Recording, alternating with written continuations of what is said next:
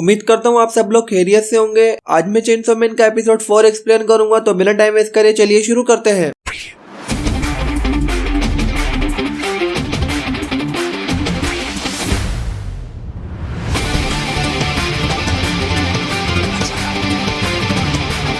Episode शुरू होता है पावर के पास्ट से, जहां बेड डेविल ने पावर से उसकी मियाऊ ले ली है। फिर वो इंसान की तलाश में भाग रही होती है और वो भागते भागते अपने आप से पूछती है, कोई जिंदगी मायने नहीं रखती और वो तो सिर्फ एक बिल्ली है, तो मैं भाग क्यों रही हूँ? क्योंकि मैं मियाऊ को बचाना चाहती हूँ। फिर रियल टाइम में जब उसकी आंख खुलती है तो वो अपने आप को बेड डेविल के पेट में पाती है और अपने सामने मियाऊ को। इसके बाद वो दोबारा बेहोश हो जाती है। फिर उसकी जब दोबारा आंख खुलती है तो वो डेंजी की गोद में होती है और उसकी गोद में मियाऊ। तो वो डेंजी से पूछती है कि तुमने मुझे क्यों बचाया? डेंजी बोलता है क्योंकि तुम मुझे मेरा सपना पूरा करने दोगी। इसके बाद पावर डेंजी से झूठ बोलने के लिए माफी मांगती है और बोलती है, चलो सही है, मैं तुम्हें तुम्हारा सपना पूरा करने दूंगी क्योंकि तुमने मियाऊ को जिंदा बचा लिया है। यह सुन के डेंजी खुश हो जाता है और तभी पीछे से एक एयर कैनन आके डेंजी का हाथ काट देती है। जब डेंजी पीछे मुड़ के देखता है तो पीछे लीच डेविल खड़ी होती है। फिर डेंजी पावर से पूछता है, क्या तुम भाग सकती हो? पावर मना कर देती है। तो डेंजी अपनी चेनसो की रस्सी दोबारा खींचता है, लेकिन फुली ट्रांसफॉर्म नहीं हो पाता क्योंकि डेंजी के अंदर खून नहीं होता। डेंजी को ऐसी हालत में देख के लीच डेविल उससे पूछती है, क्या तुम ही हो जिसने मेरे बॉयफ्रेंड को मारा? इसके बाद लीच डेविल और डेंजी के अंदर एक अच्छी खासी फाइट होती है और लीच डेविल डेंजी के ऊपर भारी पड़ने लग जाती है क्योंकि डेंजी फुली ट्रांसफॉर्म नहीं होता। एंड में जब लीच डेविल डेंजी को मारने वाली होती है तभी आकी हायाकावा वहां आके डेंजी को बचा लेता है और लीच डेविल को आकी का फॉक्स डेविल खा लेता है। इसके बाद अपन आकी के स्क्वाड मेंबर्स को देखते हैं जो पावर को अरेस्ट कर लेते हैं और मियाऊ और डेंजी को हॉस्पिटल में एडमिट करवाते हैं। फिर जब हॉस्पिटल में डेंजी को होश आता है तो आकी उससे बोलता है, हमने तुम्हें जब खून दिया तो तुम्हारा हाथ अपने आप ही जुड़ गया, तुम तो बहुत डेविल जैसे हो। फिर डेंजी आकी से बोलता है, तुम भी तो एक डेविल से बातें कर रहे थे। तो आकी डेंजी को बताता है, हम डेविल हंटर डेविल के साथ कॉन्ट्रैक्ट करते हैं और इसी तरह तो हम डेविल से लड़ते हैं और मैंने फॉक्स डेविल के साथ कॉन्ट्रैक्ट करा हुआ है जिसके चलते मैं जब चाहूँ उसकी पावर को यूज कर सकता हूँ और बदले में वो मेरे बॉडी पार्ट्स खाता है। इस दफा उसने मेरे हाथ की खाल खाई है। तो डेंजी बोलता है, ये तो बहुत दर्दनाक लगता है। फिर आकी बोलता है, डेविल और फ्रेंड्स खाली इंसानों को मारने के बारे में ही सोचते हैं। डेंजी, पावर एक अच्छी लड़की है, तुम्हें पता है आकी? ये सुन के आकी को बहुत गुस्सा आता है और वो बोलता है, मुझे पता है तुम उस ब्लड फ्रेंड की वजह से तकरीबन मर गए थे, लेकिन मुझे ये समझ नहीं आ रहा तुम फिर भी उसे बचा क्यों रहे हो? फिर आकी को वो लोग याद आ जाते हैं जो डेंजी को शुक्रिया अदा करने आए थे हॉस्पिटल में क्योंकि वो डेंजी ने उन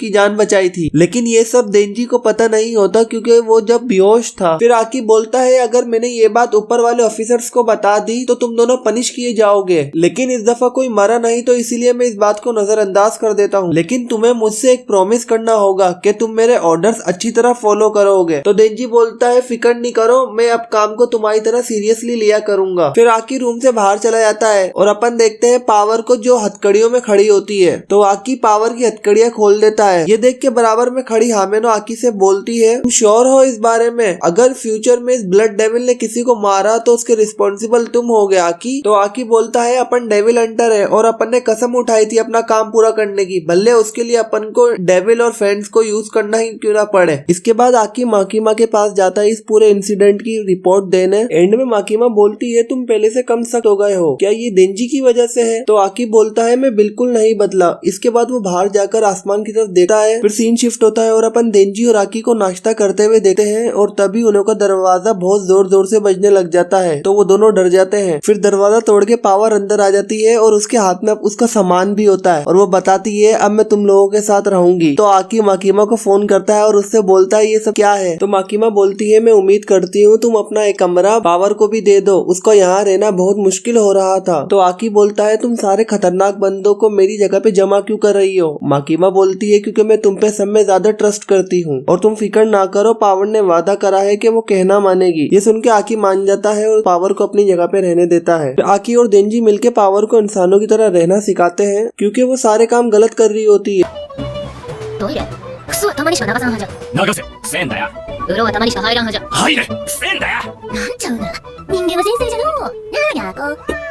और फिर जब रात के टाइम डेंजी टॉयलेट साफ कर रहा होता है तो वो आकर डेंजी को बोलती है, तुमने मेरी मियाओं को बचा लिया, तो अब तुम अपना सपना पूरा कर लो। इसी के साथ एपिसोड खत्म होता है। मिलता हूँ आपसे अगले एपिसोड में, तब तक के लिए अल्लाह हाफिज।